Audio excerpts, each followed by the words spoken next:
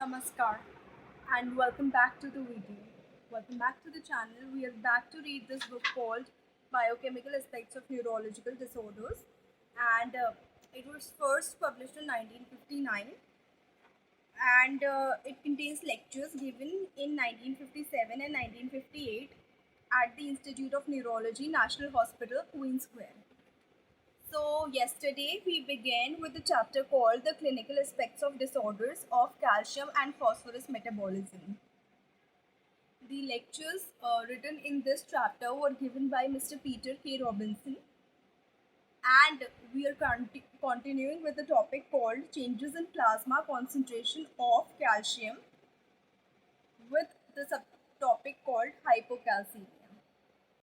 तो हाइपोकैल्सीमिया जो है बहुत सारी चीज़ों में दिख सकता है, जैसे कि parathyroid deficiency, chronic reduced intake और absorption of calcium, sudden excessive loss as in lactation and in certain conditions of renal failure with phosphorus retention.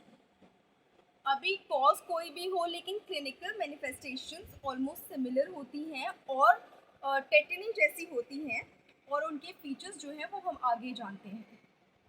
सबसे पहला साइन या सिम्टम देखने को मिलता है पैरास्थीसिया, यानी टिंगलिंग और पिंस एंड नीडल्स जैसी कंडीशन स्पॉन्टेनियसली देखने को मिलती हैं अराइजिंग इन द एक्सट्रीमिटीज। दूसरा देखने को मिलता है क्रैम्प्स, जो कि मसल्स में होते हैं लिम्स के, और जो कि बहुत ही ज़्यादा पेनफुल होते हैं।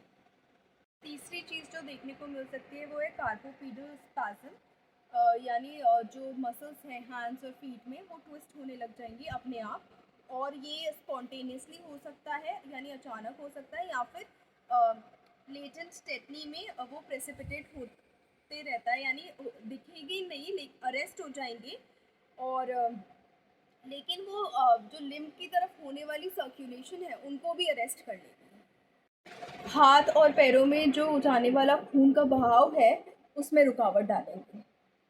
तो ये जो स्पैज़म्स पेशेंट नोटिस करेंगे, या तो एक लिम्ब में नोटिस करेंगे, यानी एक हाथ में, एक पैर में, या फिर किसी भी राइट या लेफ्ट साइड हो सकता है, या फिर पूरी एक हाफ ऑफ द बॉडी, मतलब एक हाथ पैर में हो रही हो, ट्रंक भी इन्वॉल्व हो सकती है हाफ ऑफ द बॉडी की, या फिर सिमेट्रिकली हो सकता है आर्म्स या लेग्स में, दोनों आर्म्स में, दोनों लेग्स में साथ में भी हो सकता है।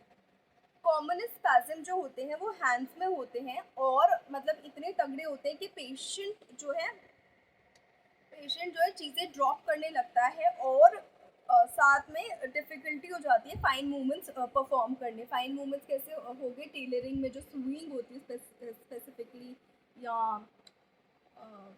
राइटिंग को भी ले सकते हैं कभी कभी फाइन मूवमेंट्स में, लेकिन वो जो सुई में धागे वाला डालने वाला हो गया वो डेफिनेटली एक तरीके का फाइन मूवमेंट है।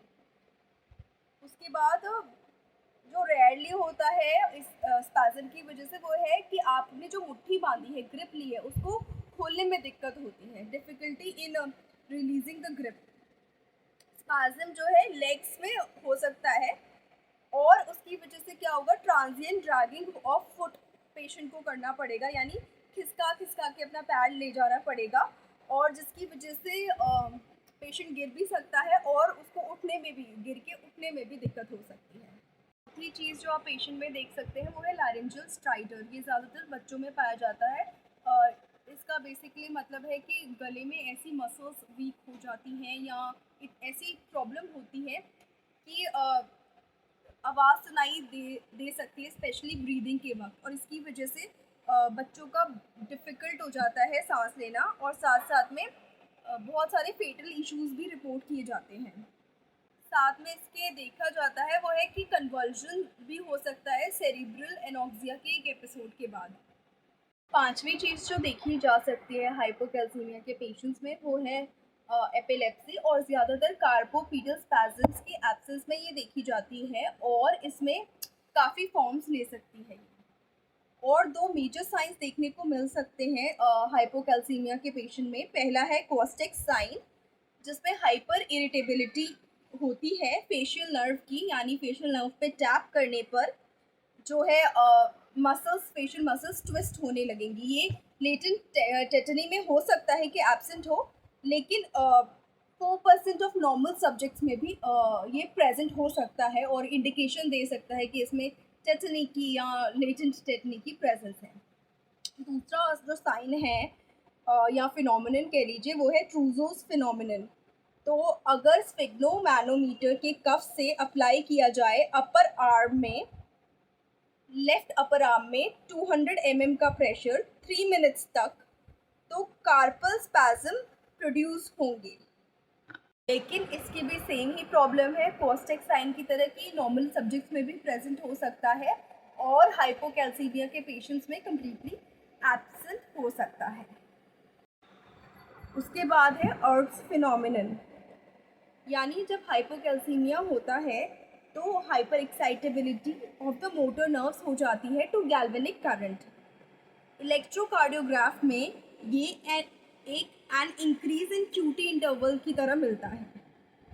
सारे ऐसे चेंजेस भी देखने को मिल सकते हैं हाइपोकैल्सीमिया के पेशेंट्स में, जो कि सिमिलर होते हैं पैराथायरॉयड के पेशेंट से। अब ये हमें वेरियस केसेस से पता चलेगा जो इस चैप्टर में ऑथर ने रिकॉर्ड किए हैं अपने लेक्चर के दौरान, और जिसको डेफिनेटली हम नेक्स्ट वीडियो में देखेंगे। सो आज के लिए इतना ही। Thank you so much for watching the video. Please like the video, share the video, subscribe to the channel, and please mention your opinions in the comment section. Thank you so much.